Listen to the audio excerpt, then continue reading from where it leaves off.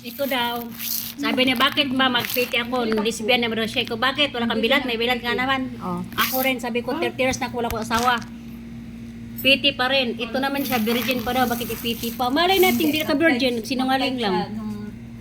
Kumbaga, Kahit ilang taong ka, piti ka pa rin.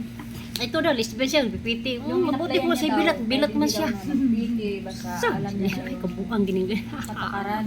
Hindi daw nagpiti. Nung karating dito, buntis pala. Ito nga. Pinauwi lang namin. Usapan ng piti. Ano, sige, kwento ka dyan. Piti nyo. Ako, buntis ako, 5 months. Uy, Sharon, saan ka sa Ang Oman? laban siyang tarop.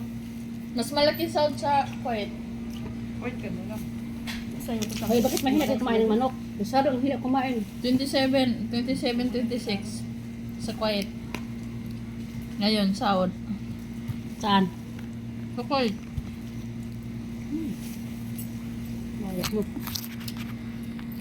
Pero, Yung Oman. pero kung may No? problema kayo, re-rescue ka naman agad ng agency. Magkano ba sahod sa Oman? Ganun rin dito. Saudi. Sa quiet ang taas. Sa Kuwait yung mataas.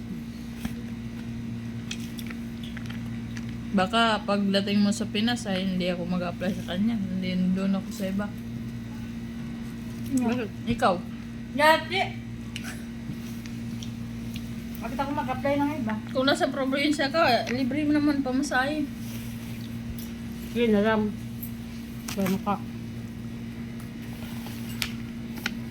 Nagala lang ako. Sabi ko, kapag makauwi ako, hindi ko na yung makita. Paano ko na yung ma-add yung Lamot Facebook lang. niya?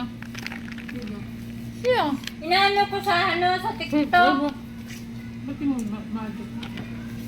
Dalawang TikTok. Dalawang account niya sa TikTok. Hindi ko alam kung sino Hindi ko nga. yung ginagamit niya. Ano?